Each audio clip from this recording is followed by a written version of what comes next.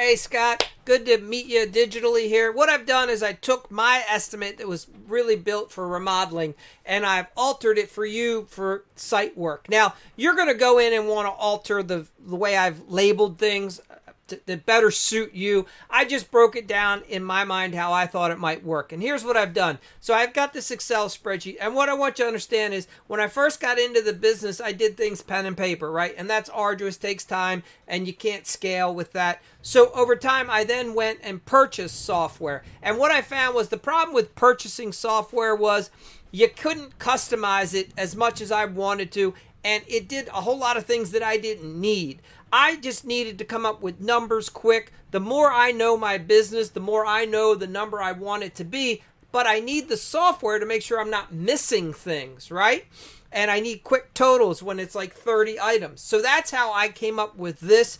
And that's to help give you a foundation for how I utilize it, right?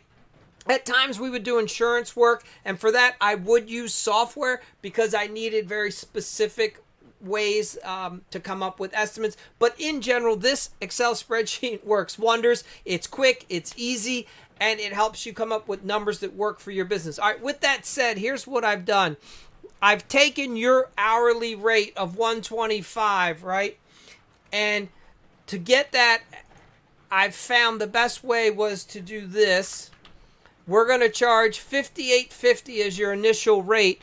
And then I've added the overhead column, right, where I'm marking things up, and that's how I'm getting you to $125.78. If that bothers you, and you can get rid of the pennies. Also, if you change this $58.50 to more like $58.15, it gets it down to $125.02. So you see, you can manipulate this pretty easy. I just left it at $58.50. And that basically is going to be, you're going to be almost charging $126. All right, at the end of the day, here's how it works. Let's say you're going to be doing excavation. Let's look at actually silt fencing. You got to go out and you got to buy $500 worth of silt fencing.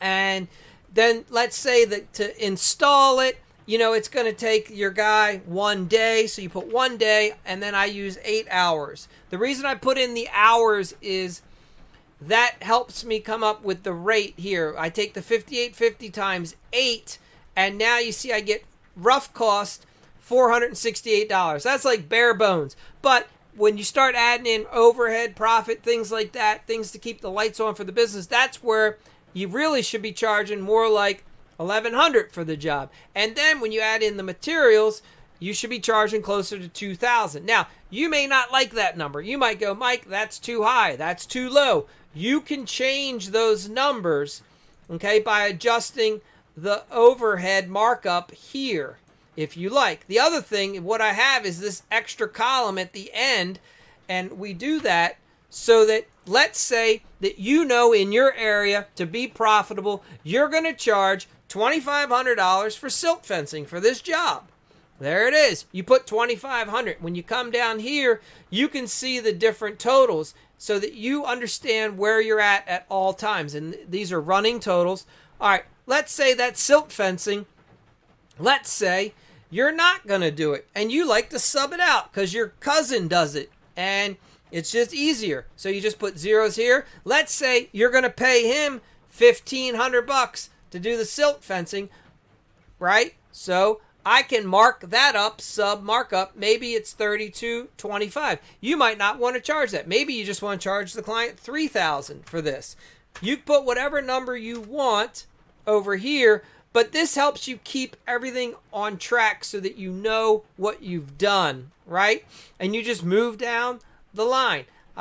Maybe you know that you're going to have to allow for some downtime because you're going to be hitting like a 2,000 mark on one of the loaders, and you're going to have somebody come out on site to service it, change the fluids. Maybe you do that yourself, but it's still downtime that you need to account for, right? So you put that in here. You've got maintenance you can add. And there's some miscellaneous. Also, if you have to get any engineering work done or you ever go and get the plans yourself, you can take out windows and doors. That was just for remodeling. But for instance, if you have to get a permit and the permit is going to, cost you I use that as a material cost, but if it's going to cost you $55, you put $55. Let's say it's going to take you 2 hours to go down to the county building, get the permit, right? So you can put 2.2 for the day, and then you can do 2 hours, right? Now, I usually charge a little more for executive stuff like that. So I have 75 here, but you can change that. You can put it at whatever number you want, all right?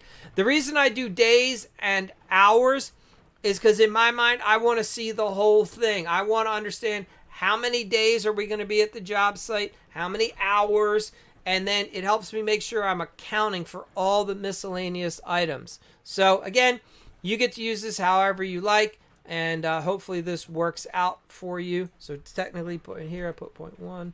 All right, brother. If you have any questions, if there's anything you want adjusted, I could help you with that as well. But this should get you started. And yeah, I don't know how familiar you are with Excel. You may know more than me, and you might be able to do other things, but this is just a basic way to get started. Good luck.